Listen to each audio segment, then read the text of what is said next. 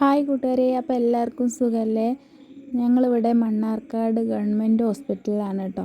അപ്പോൾ മോളെ കാണിക്കാൻ വേണ്ടി വന്നതായിരുന്നു. അപ്പോൾ ഇതാ ഒ പിയിൽ ക്യൂ നിൽക്കുകയാണ് കേട്ടോ. നല്ല തിരക്കുണ്ടായിരുന്നു. ഞങ്ങൾക്ക് ഇവിടെ നിലമ്പൂരാണ് കേട്ടോ ഗവൺമെൻറ് ഹോസ്പിറ്റലിൽ എടുത്ത്. പക്ഷേ നമ്മളെ മോൾക്ക് അവിടുത്തെ ഒരു ഡോക്ടറെ കാണാൻ വേണ്ടിയിട്ടാണ് ഞങ്ങളിപ്പോൾ അവിടെ വരെ പോയത് കേട്ടോ, മണ്ണാർക്കാട്. ഈ ഡോക്ടർ പെരിന്തൽമണ്ണ ഹോസ്പിറ്റലിലായിരുന്നു കേട്ടോ ഗവൺമെൻറ്.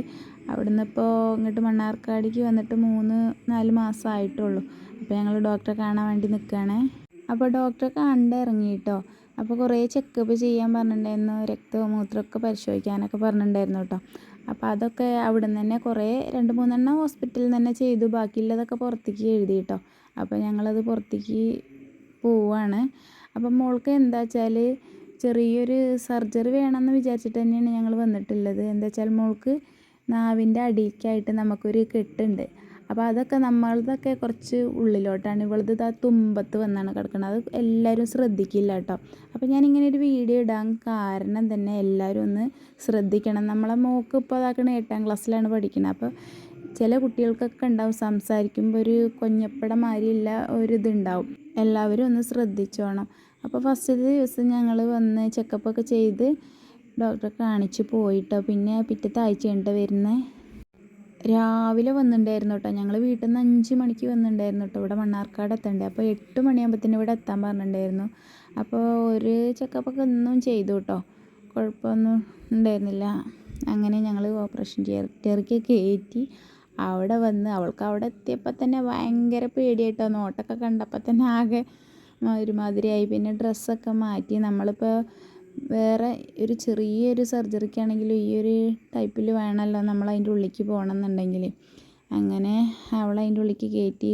പിന്നെ ഓപ്പറേഷത്തിനില്ല സൂചിയൊക്കെ അടിക്കാൻ തുടങ്ങിയിട്ട് അവൾ ആകെ പേടിച്ചിട്ടുണ്ടായിരുന്നു കേട്ടോ.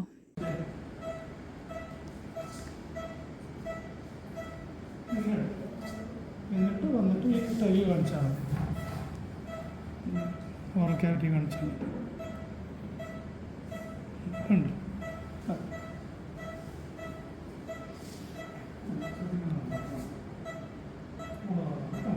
അരമണിക്കൂർ കൊണ്ട് തന്നെ അവളെ പുറത്തേക്ക് വിട്ടിട്ടുണ്ടായിരുന്നു കേട്ടോ. പിന്നെ ഒരു തരിപ്പൊക്കെ ഉണ്ടായിരുന്നു. അങ്ങനെ അവൾ ഡ്രസ്സൊക്കെ മാറ്റി ഇങ്ങനെ ആ ഒരു മന്ദപ്പിൽ ഇങ്ങനെ ഇരിക്കുകയാണ് കേട്ടോ. തരിപ്പ് വിട്ടപ്പോൾ വേദന തുടങ്ങി. ഇങ്ങനെ അങ്ങോട്ടും ഇങ്ങോട്ടും നടത്തൊക്കെ തുടങ്ങിയിട്ടോ. പിന്നെ ഒരു ഗുളിക കുടിച്ചപ്പോൾ അത് അങ്ങനെ അങ്ങോട്ട് മാറി. അപ്പോൾ ഡോക്ടർ കുഴപ്പമൊന്നുമില്ലെങ്കിൽ നമ്മളടുത്ത് പോകാൻ പറഞ്ഞു. അങ്ങനെ ഞങ്ങൾ അതിൻ്റെ ഉള്ളിൽ നിന്ന് പുറത്തേക്ക് വരികയാണ് കേട്ടോ. അപ്പോൾ ഞാനും മോളും അതിൻ്റെ ഉള്ളിലേക്ക് കയറിയിട്ടുണ്ടായിരുന്നുള്ളൂ. ഏട്ടതാക്കണ പുറത്തിരിക്കുകയായിരുന്നു കേട്ടോ. അപ്പോൾ അവളെ കണ്ടപ്പോൾ ഏട്ടനാകെ സന്തോഷമായി. അങ്ങനെ ഒരു ദിവസം കൊണ്ട് ചെറിയൊരു സർജറിയും കഴിഞ്ഞ് ഞങ്ങൾ വീട്ടിലോട്ട് പോരാണ് കേട്ടോ.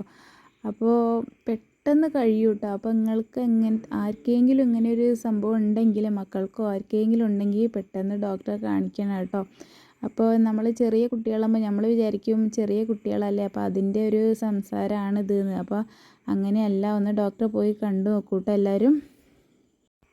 അവിടെ നിന്ന് അങ്ങനെ പോകുന്ന ടൈം ഇപ്പത്തിന് 4 മണി 4:30 ആയിട്ടുണ്ടായിരുന്നു കേട്ടോ. ഏട്ടനാണെങ്കിൽ വന്നിട്ട് പിരിക്കാൻ പോകണമെന്നില്ല. ആ ഒരു തിരക്കിൽ സ്പീഡിൽ വണ്ടി വിട്ടുകൊണ്ട് പോരാണ്.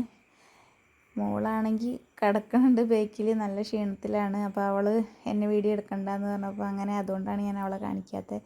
ഈ വീഡിയോയിൽ ചിലപ്പോൾ ഞാൻ ഉണ്ടായിട്ടേ ഉണ്ടാവില്ല. എന്താ വെച്ചാൽ ഏട്ടനൊക്കെ പുറത്തായിരുന്നു. പിന്നെ അവൾക്ക് വയ്യ വീഡിയോ എടുക്കാനൊന്നിനും. അപ്പോൾ പിന്നെ ഞാൻ തന്നെയാണ് കേട്ടോ അങ്ങനെ എടുക്കുന്നത്. അത് കാരണമാണ്. അപ്പോൾ ഓക്കെ, ടാറ്റ. അടുത്ത വീഡിയോയിൽ വീണ്ടും കാണാം.